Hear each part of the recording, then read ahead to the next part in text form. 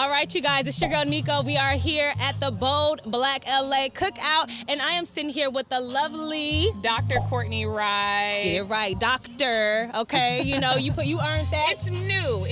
But So I'm only 2 months old. I'm a baby in the game with the doctorship. So but thank you for representing women in the field. You know, I love that, and I see you got the "It's Bigger Than Us" hat on. You know, talk about it a little bit. Shout out to Tyrone. It's Bigger Than Us. We've been around since 2020. Yes. I am leading the education department. Tyrone has done amazing work. Molly, his wife, has done amazing work for the community. Yes. Genius people. Right now we are focused in areas like education and also emergency preparedness and disaster relief. So okay, I love lots going on here in LA. Y'all definitely do. Y'all definitely put in the work. You know, education is key. Okay, you know, shout out to the It's Bigger Than Us family. I love that. Now, what I do want to bring up is something that you taught me. You know, okay, because I was kind of like, wait, let me not lie and act like I know. Put me on, sis. Let me know. But, you know, you see this black book, bold black book right here, right? Okay, can you tell us, Doctor, what you put me on to and seeing the alignment here at BoldBlackLA in history with, Black? Actually, I would first like to acknowledge that I am a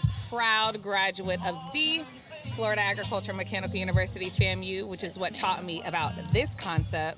So what I did bring up was I noticed that when I sat down, the book was green. Mm-hmm. And back in the day, years ago, but not too far, there were our folks had to go around and actually find safe communities. And a way to do that was through a book called the Green Book, which was like the yellow pages for Black folks. So that when they would enter into different spaces in different cities, they would use the Green Book to better identify exactly what spaces are safe. During the times of segregation. I was interested in the fact that this book was green. Yeah. That shows and represents that time in history, but also it also shows and represents that we're not too far away from this. That is the point. That is the point. I'm extremely impressed at this, and I think we need to definitely highlight that a little bit more. Absolutely. I'm glad you pointed that out because I didn't catch that. But yeah, we see the intention behind this space. You know, Absolutely. At the cookout. You know, something that's for us, by us, right? Which is what I'm all about too. And I want to ask you, you know, what is your hot take at today's event so far? I don't know if you got to venture around just yet to see, like, you know, what you've been enjoying the most so far. If you tried to, the barbecue, cast your vote, because I know I did. Absolutely. Well, outside of not trying to get my car towed, no, for real. I tried to get as close as possible to the entrance.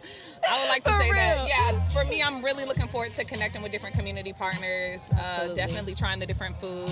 Yeah. We at It's Bigger Than Us, we host events monthly. We average around like 5 events every single month. Active, very active. So truly trying to make sure that we stay active within the community and bring in the community partners out to show support in events like this, but also outside community events within the world of education. And obviously, talk to people like you. Yeah, obviously, right? No, for real. And I'm glad you did come over here and stop by and chat with me a little bit. You know, we've just been having a good time. I've been enjoying the conversations, just seeing the folks that we have in our city, who we have access to and who are actually, showing up for us. Because, a lot of times some certain narratives, in the media could look one way, about LA, but, we're here, with BoldBlackLA to let those know, no, we about more than what you may think, and we are educated. Hello. Okay? And we're going to have a good time, and we are one. Okay, ain't no drama. Now, not at the cookout. Not at the cookout, baby. Not at the cookout. But spades. But you know what? I just learned how to play spades, but I'm still learning. Don't take my black card. I'm in no position to do that. Okay, because I was like, I will not take yours, but I'm gonna let them. I'm not gonna tell nobody. Okay, yeah, let's just say this. Yeah. Shh, cut this part. Thank you. But if we're playing speed.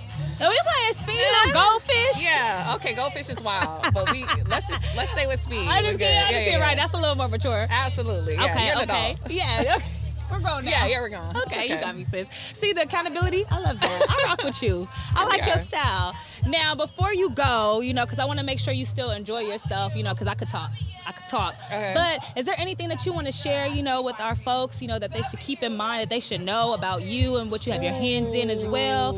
I was having a conversation in the car on the way here, and I spoke about a concept that I don't think we know too much about that we need to know. Talk to me. It is about this. It's a new research term called intersectional environmentalism.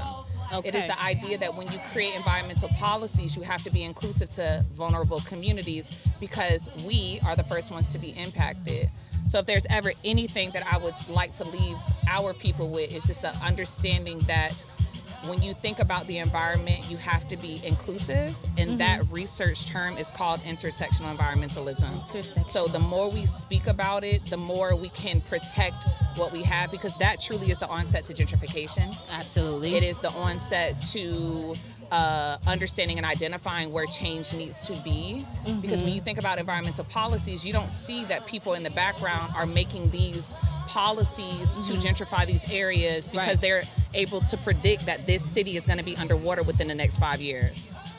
But if you already know that, then that's why intersectional environmentalism is important. So if I had to leave with that, I would say that, and I just wrote about it in my dissertation, which is like 2 months old. Speak on it. Okay. I would leave us with that. Okay, I love that. And I think that that's very much bold and black in LA. So, I appreciate your time. I appreciate your wisdom, and I appreciate your kindness. And I'm sure I'll see you around. I told you, I do work. Education is key. It's bigger than us. We family too. So, we're going to have to do some stuff. And I would be remiss if I did not mention that I just published a book. It's called Spiraling in Control. So if you could please check it out on Amazon. Where can they get it? Amazon? On Amazon, yes. Okay. Spiraling in Control. It's a personal memoir, but it's my baby. I love that. Yeah. Go to Amazon right now. Make sure y'all get that for my sis, okay? I love it. Thank you so much. Thank you. You're so welcome.